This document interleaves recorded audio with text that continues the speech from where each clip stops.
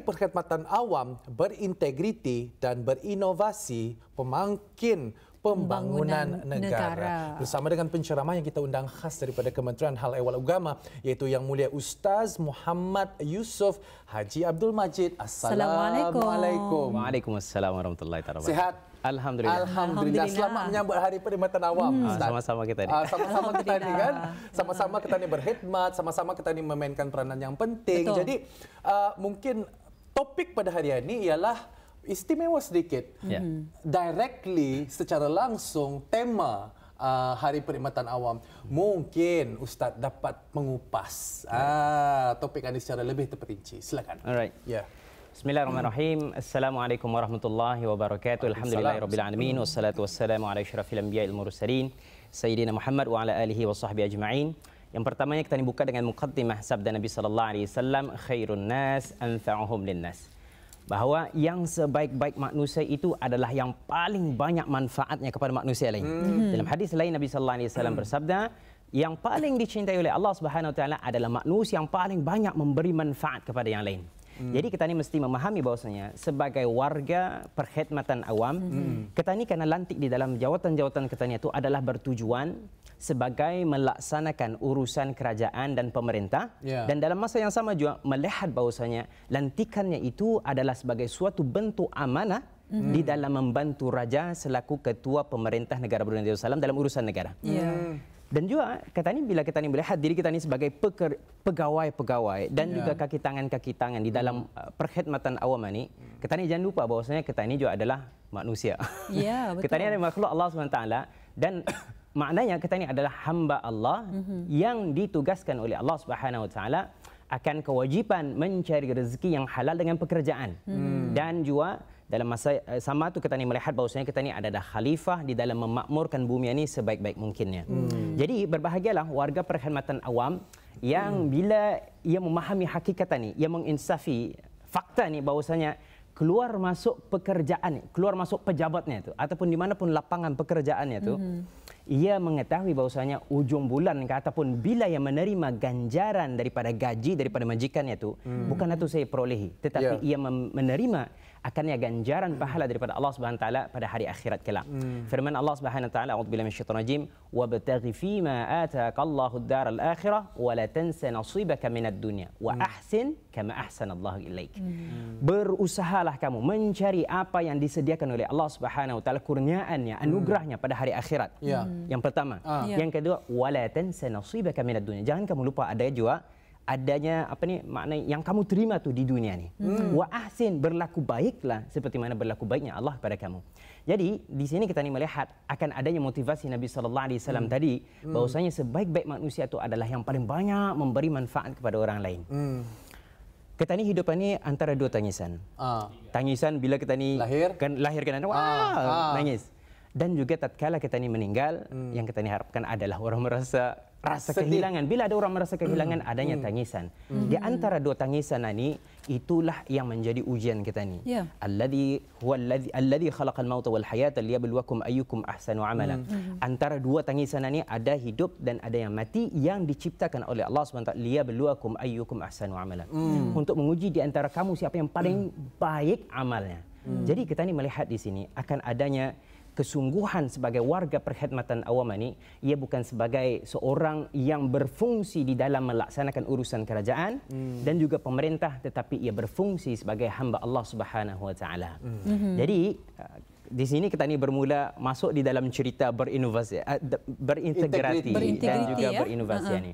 Jadi bila kita ni kan mau bermanfaat kepada manusia sebaik-baik mungkin ini, dengan adanya kita ni berintegriti dan juga adanya berinovasi. Kalau kita ni melaksanakan suatu tugas tanpa integriti, bukan menambah manfaat tetapi merosakkan apa yang ada di atas muka bumi, meresahkan masyarakat di sana. Betul. Sebab ada seorang nabi yang diutuskan oleh Allah Subhanahu Wa Taala untuk ada dua dasar ajakannya tu, paling dasar. Yang pertama sekali untuk mentauhidkan Allah, untuk mengajak manusia ini untuk kembali pada Allah, mengesahkan Allah SWT. Yang kedua adalah kerana masyarakat ini adalah masyarakat yang paling rosak kepincangan dari segi menyalahgunakan apa yang ada pada perdagangan bisnis dia. Kalau bisnis dia membuat timbangan, mungkin abuse of power misalnya. Abusive of power boleh kita katakan. Ia mampu untuk menjual, kadang-kadang ia menipu. Bila ia membuat timbangan, ia menipu timbangan. Harga sepatutnya sekilo dibaginya, dikurangkannya dengan macam-macam. Dan ini mereka melaksanakan secara kolektif. Maka masalahnya adalah sangat masif lah. Jadi Nabi itu adalah Nabi Syuaib alaihi salam yang dihantar oleh Allah Subhanahu wa taala kepada kaum Madian. Kaum Madian ini orang kaya-kaya, tetapi kekayaan bisnis dia itu adalah tidak ada keberkahan di sana. Mereka melaksanakan dalam keadaan menipu, dalam keadaan curang di dalam perdagangan dan sebagainya. Dan di sini kita melihat adanya paradigma akan tauhid pada Allah Subhanahu wa taala dan juga social economy, keadilan social economy ini yang dibawa oleh Nabi Syuaib alaihissalam. Yang dipertahankan pada zaman itu. Yang dibawa dan diluruskan masa itu. Sebenarnya topik ini cukup menarik sebetulnya ya, kerana kita mengambil daripada tema Hari Perkhidmatan Awam, iaitu berkhidmatan awam berintegriti dan berinovasi pemangkin pembangunan negara. Jadi selaras dengan era digital ya pada masa kini yang membawa masuk perkhidmatan awam sebagai tunggak dan nadi utama dalam menggerak aktifkan ya tenaga manusia. Dan mungkin dapat dikongsikan daripada Yang Mulia Ustaz juga ya, macam mana integriti ini boleh dikaitkan dengan pembangunan negara. Dan seperti apa yang dikatakan oleh Ustaz tadi tentang cerita zaman Nabi kan. Macam mana cerita-cerita zaman Nabi yang sememangnya di zaman bukan zaman digital, tetapi dapat diambil iktibar daripada kisah-kisah tersebut untuk dijadikan sebagai satu panduan kita ni sekarang ini. Makna daripada integriti daripada Kamus Dewan dan Pustaka membawa maksud kejujuran dan ketulusan dan juga adanya keutuhan dan kesempurnaan. Artinya kalau kita ni, kalau adanya frontliner kita ni yang jururawat yang melaksanakan tugas-tugas, kalau pakaian bis dia tu, PPE bis dia tu kalau sempurna, indah masuk apapun bakteria ataupun virus dan sebagainya, ini maknanya pakaian bis dia tu berintegriti. Bila ada sebuah bangunan yang kokoh, yang bagus kualitinya, ini adalah bangunan yang berintegriti. Maknanya kalau kita ni mencerminkan diri kita ni dengan integriti ini, ianya adalah orang yang bersikap jujur, konsisten, moral yang dipegangnya itu dengan kelakuannya. Sehingga bila kita ni menyebutkan tentang integriti ini, bagaimana yang menyumbang pada pembangunan, kalau kita ni akan menyebutkan mengenai tentang fakta-fakta, kajian-kajian empirical yang kita ni bawakan di sini, boleh insya-Allah yang tadi sebutkan. Tapi kita ni akan melihat dulu kenapa di dalam Islam ini sangat menitik beratkan akan perihal integriti, sebab ia bukan hanya mengaitkan diri kita ni, hubungan tadi dengan Allah SWT, tapi hubungan tadi sesama manusia. You know, di dalam zaman Nabi sallallahu alaihi wasallam ada seorang sahabat, ia kena meninggal sudah. Jabir bin Abdullah bercerita, katanya sahabat ini kami mandikan, kami kafankan, kami beri haruman kepada jenazahnya, kami bawa ia pada Nabi sallallahu alaihi wasallam untuk sembahyang. Kemudian Nabi sallallahu alaihi wasallam bertanya, "Ni sahabat kamu ni ada hutangnya ke tidak?" 2-3 kali ditanya, ada seorang sahabat mengatakan ia memiliki hutang kepadaku 2 dinar. Nabi sallallahu alaihi wasallam, siapa di antara kamu yang mau melunaskan hutangnya? Tidak ada. 2-3 kali ditanyakan, kemudian Nabi sallallahu alaihi wasallam mengatakan, "Sallu ala sahibikum," sembahyang untuk sembahyang kamu, untuk saudara kamu ni. Maknanya Nabi sallallahu alaihi wasallam kan beredar biar kamu saya sembahyang. Abu Qatadah mengatakan, "Ya Rasulullah, aku yang melunaskan hutangnya." Sehingga Nabi sallallahu alaihi wasallam mengatakan, "Ya Abu Qatadah, benar engkau akan melunaskan hutangnya?" Baik, selesai. Nabi sallallahu alaihi wasallam sembahyang. Esok harinya diunjar balik, diingul balik kepada Abu Qatadah. "Ya Abu Qatadah, sudah engkau selesaikan hutangnya?" Kata Abu Qatadah, "Ya Rasulullah, baru je kemarin dia meninggal." Seolah-olah mesti segera kah? Maka Nabi sallallahu alaihi wasallam the next day bertanya lagi. Dan Abu Qatadah mengetahui Nabi sallallahu alaihi wasallam pasti bertanya balik ni. Maka dilunaskan hutangnya. "Ya Nabi sallallahu alaihi wasallam, al-an baradat alaihi jalduh." Nah, baru kalian ni kulitnya menjadi sejuk. Kenapa ni? Sahabat ini ada urusannya belum selesai dengan manusia. Sebab integriti ni it's not just about hubungan tani dengan melaksanakan tugas, adanya perkara-perkara yang berkaitan dengan manusia lain. Salah guna kuasa ini bermasalah. Tatkala adanya rasuah, masalah, pecah amanah, semua ini ada bermasalah kerana ianya berurusan dengan manusia. Satu, Islam sangat menitik beratkan akan perkara integriti ini di dalam pekerjaan. Integriti, apa kaitan integriti dengan muhasabah diri? Mungkin Ustaz dapat mengaitkan secara lebih terperinci ni tentang refleksi diri kita ni. Setiap hari kita ni bertugas, mesti kita ni ada sesuatu cabaran-cabaran yang datang arah kita ni, kadang-kadang tanpa diduga. Yang satu menguji kesabaran. Macam mana kesabaran dan juga integriti ini memainkan peranan yang penting dan bagaimana muhasabah diri ini dapat membantu ketiga-tiga elemen ini. Baik. Macam mana Ustaz? Nabi SAW bersabda, kullu bani Adam khata'un wa khairu khata'in at-tawwabun. Sebaik-baik manusia itu, setiap bani Adam, kata manusia ni, mesti ada buat salah. Tetapi yang sebaik-baik orang yang buat salah itu adalah orang yang bertaubat. Artinya kalau seperti mana Fakhrul cakap tadi, kita ni bila kita ni melihat pada diri kita ni mesti ada salahnya. Mesti. Betul. Sebab ujian tadi kan seperti mana, liyabluwakum ayyukum ahsanu amala. Setiap daripada kamu pasti akan diuji. Ujian kita ni kadang-kadang duit, kadang-kadang kekuasaan dan sebagainya. Jadi kita ni dengan bermuhasabah itu adalah melihat pada diri kita ni apa salah tadi pada hari ini. Dan itu akan membentuk adanya kekuatan pada diri kita ni untuk menjadikan ianya refleksi di dalam tindakan tadi masa datang. Dan kalau kita ni disebutkan tadi mengenai tentang pembangunan negara, bagaimana integriti dapat dikaitkan. Saya membawa banyaknya kajian-kajian di sini daripada pelbagai para pengkaji.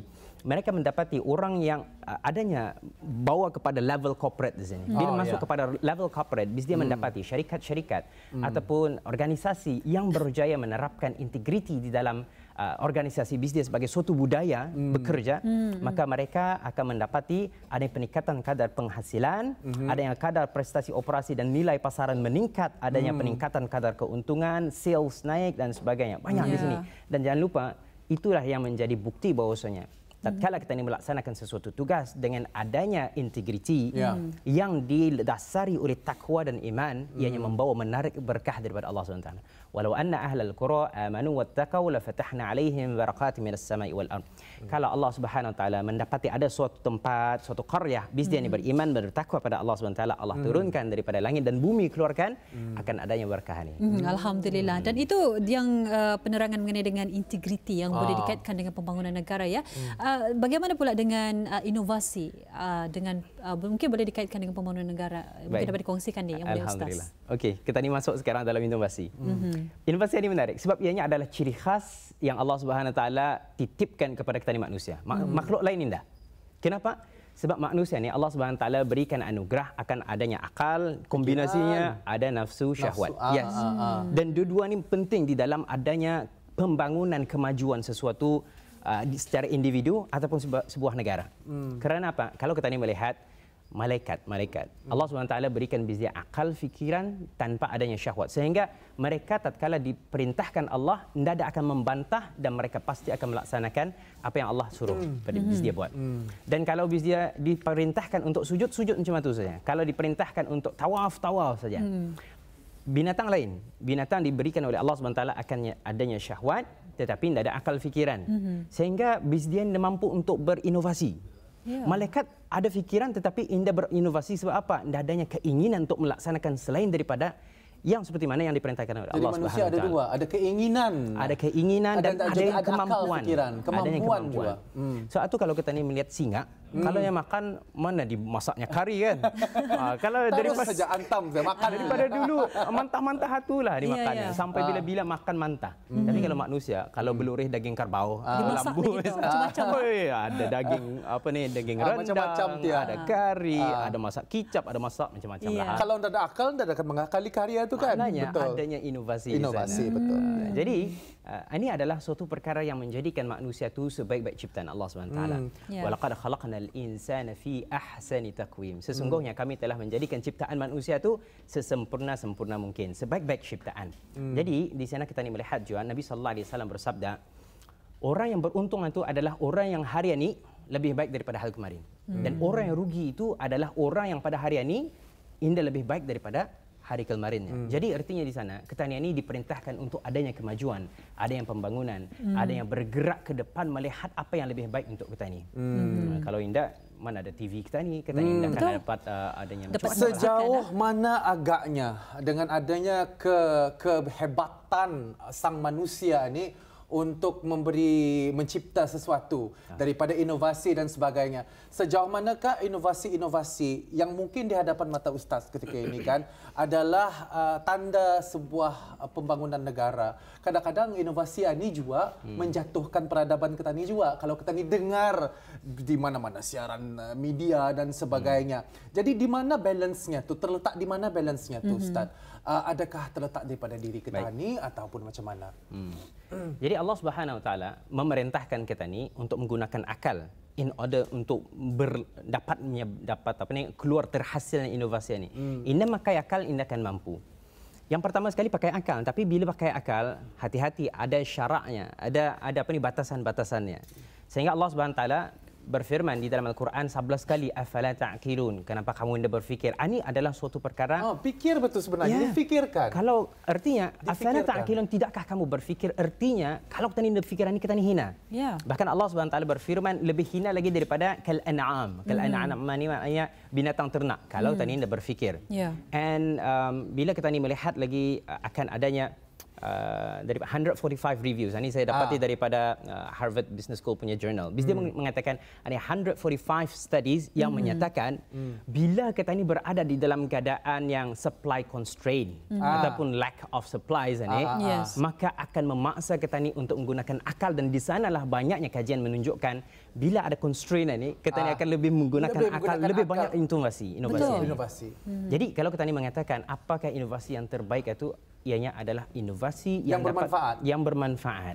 Bila kita ni dapat menjadikan inovasi apapun ciptaan, khidmat termasuknya, servis bila servis kita ni itu menjadi manfaat kepada apa yang menjadikan kita ni khalifah terbaik di atas muka bumi, memakmurkan bumi ini, itu adalah suatu inovasi yang sentiasa diganjarkan oleh Allah Subhanahu Wa Taala. Apapun yang kita ni lakukan harusnya kita ni fikirkan dulu. Adakah lebih baik ataupun lebih memberikan manfaat dan juga lebih memberikan keuntungan kepada semua. Maksudnya macam itu kan tu Ustaz kan? Jadi mungkin dalam kesimpulan, hanya mungkin dalam 2 minit saja kita akan bersama dapat Ustaz berikan kesimpulan ceramah khas pada hari ini mengenai perkhidmatan awam. Seruan agaknya kepada semua. Alhamdulillah. Kerajaan kita ni 2005 ada membuat mesyuarat untuk menubuhkan adanya ataupun menggariskan akan adanya wawasan Brunei 2035 ni. Ini batas saya lagi. Jadi dalam masa 15 tahun. Tetapi untuk mencapai ataupun sampai kepada tujuan kita ni mesti melaksanakannya dengan gigih lutanan dalam keadaan kita ni menyampaikan amanah ini untuk menunaikan dan juga menanainya mesti dengan perkara-perkara yang sudah disebutkan tadi, iaitu dengan integriti dan inovasi. Integriti tanpa kemajuan tanpa integriti akan merosakkan. Tetapi adanya integriti tanpa inovasi ianya tidak akan berkembang maju ke hadapan. Jadi harusnya ada keseimbangan tersebut. Jadi seperti yang dikatakan oleh Ustaz tadi, apa 11 kali di dalam Al-Quran firman afala ta'qilun? Afala ta'qilun, tidakkah kamu menggunakan akal ataupun tidak menggunakan berfikir? Pesanan yang hebat ketika tadi daripada Ustaz kita ni, daripada penceramah, daripada undangan kita ni, daripada Kementerian Hal Ehwal Agama yang mulia Ustaz Muhammad Yusof Haji Abdul Majid mengenai perkhidmatan awam berintegriti dan juga berinovasi pemangkin pembangunan negara. Kalau dapat dirumuskan sekali lagi daripada kata-kata Ustaz tersebut ialah kalau kita ni ada fikiran, ada akal, jadi fikirkan tersebut apakah manfaatnya untuk kita ni. Jika ia mendatangkan lebih banyak kebaikan, kita lakukan. Kalau mungkin akan mendatangkan kebanyak keburukan ataupun memudaratkan kita ni, janganlah dilakukan. Tidakkah kamu berfikir afala ta'qilun? Betul sekali. Memang cukup menarik. Apa pun kita ucapkan terima kasih kepada Yang Mulia Ustaz dan Assalamualaikum. Waalaikumsalam.